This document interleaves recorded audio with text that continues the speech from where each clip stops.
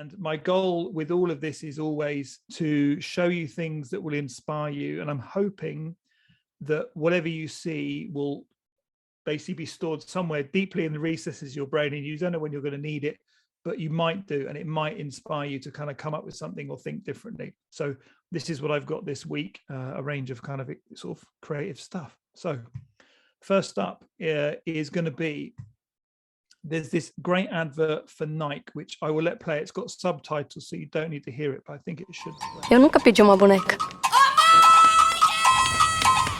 Mas já perdi as contas de quantas já ganhei. Eu não gostava daquelas com muito cabelo, nem das de pano, nem das pequenininhas.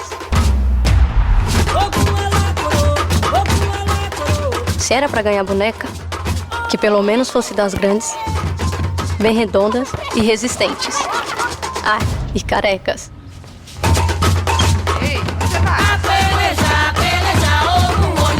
As carecas eram as melhores.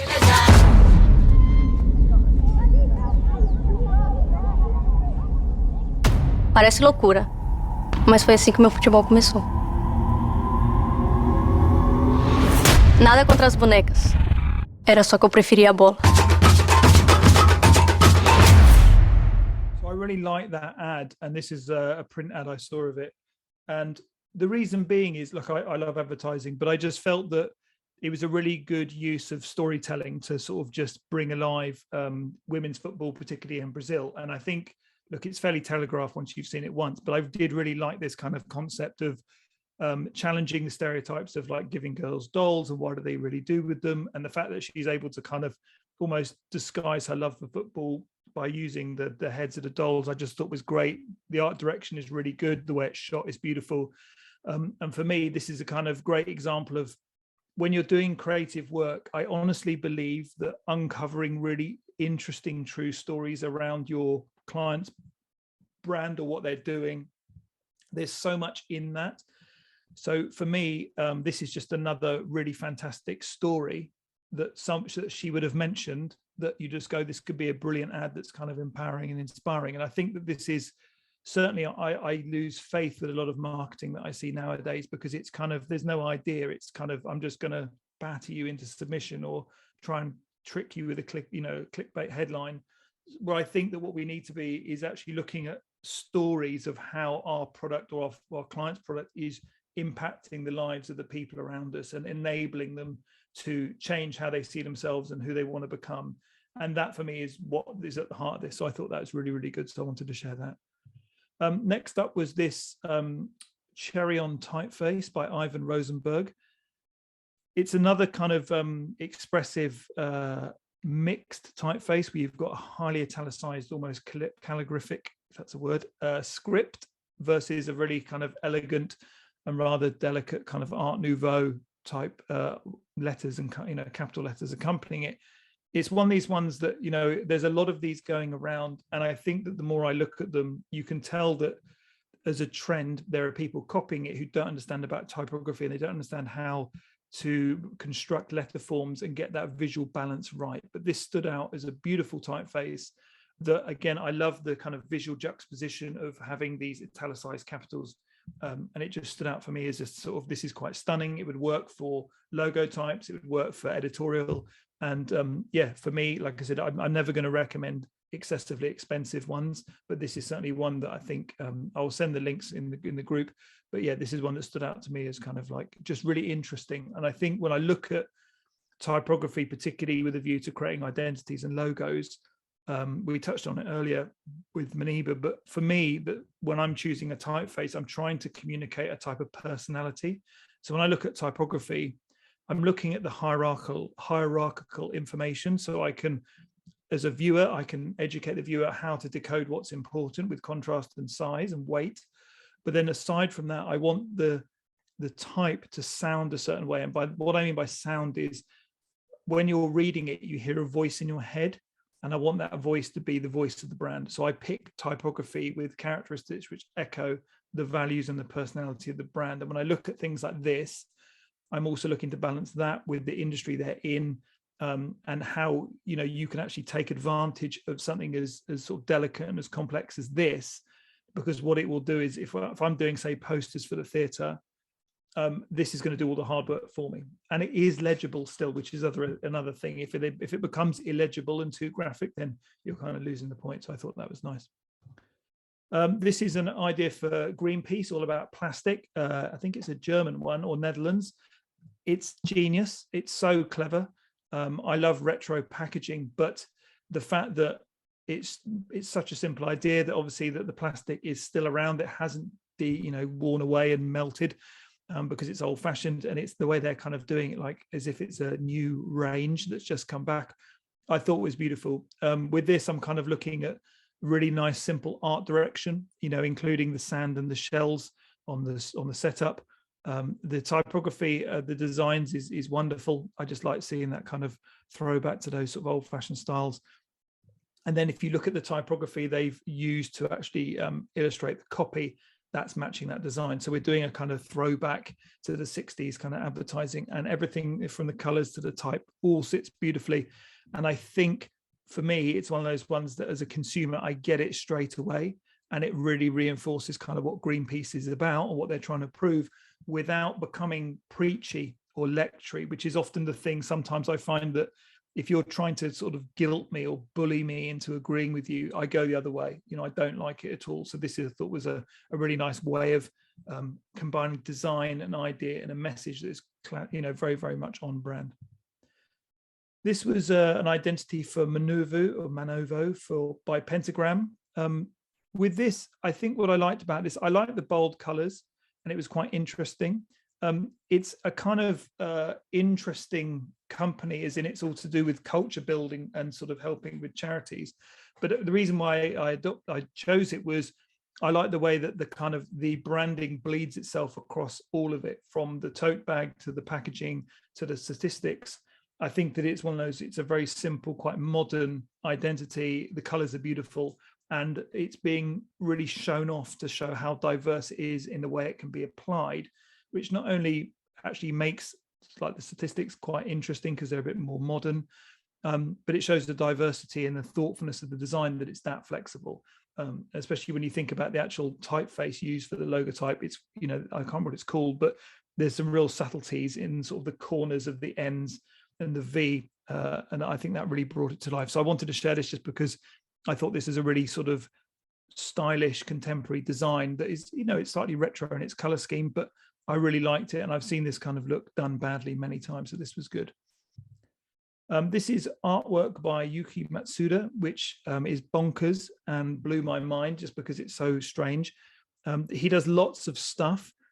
These are the ones that kind of stood out to me, these kind of almost like, it looks like it's a vacuum packed 3D sculpture, but I love the kind of tension that you're feeling. Particularly the egg yolk is what really turned me on to this. He's done quite a few with egg, but it is exploding out of that shell like a bullet.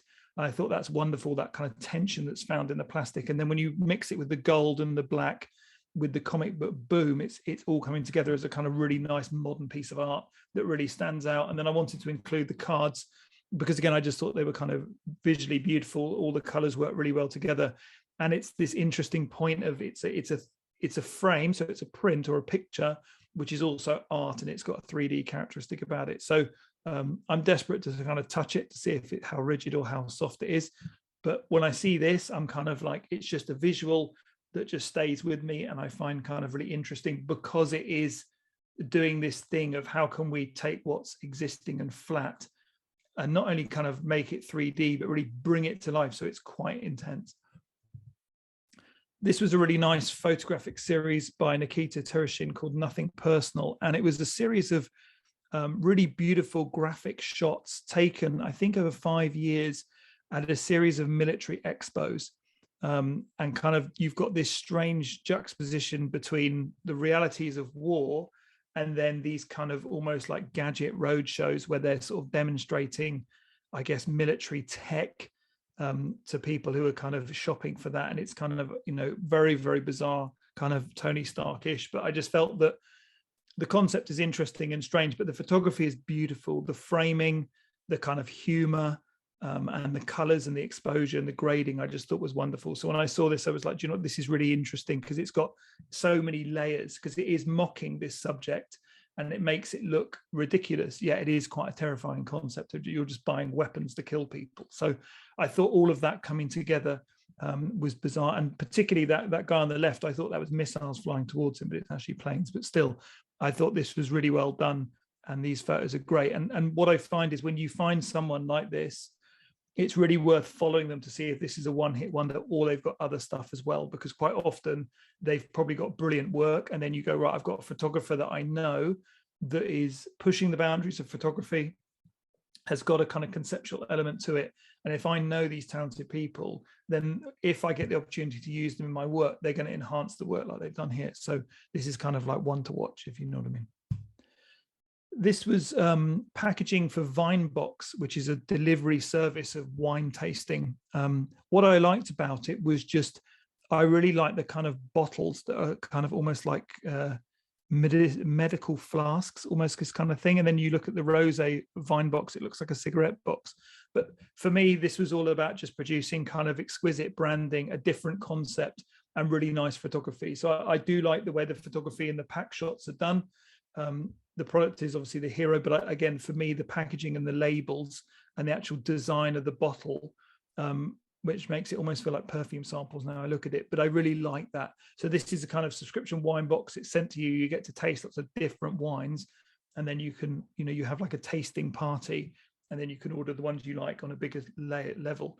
I like, if you look at the one on the right as well, there is a Louis Vuitton, I think it's Louis Vuitton perfume or a Chanel perfume, which has a really beautiful kind of pink to blue gradient on it as well, which is very similar to that. And that's what it reminded me of. So it's this thing of high-end fashion, very desirable, very stylish. And we can all completely imagine the type of market that this is going to. So I wanted to share that because this is very different to your average kind of wine approach.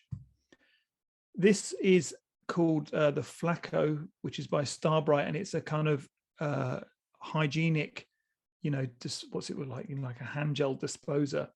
But I wanted to mention it because I think that it for me, it felt very architectural, very stark, and almost like quite modern. That star feels like a space age company. And I think it's just one of these things that the combination of design and photography has elevated this beyond what you would normally see. And I think it's one of those ones that if you get a product which is like, well, it's just a sort of gel dispenser for for cleaning your hands, that's so boring, particularly as we've all been using hand gel in shops because of COVID for years, and it's kind of, we're all fed up with it. But when I saw this, I was like, this is really interesting because the design is exquisite, and the photography is beautiful. It elevates the brand, but also so does the typography, and this use of this kind of star as the logo was really, really nice. I'm guessing that's a sort of clean, sort of sparkly hand kind of star maybe, but it was just an example of how you can take something quite boring, almost like brand guidelines, and actually push yourself to elevate them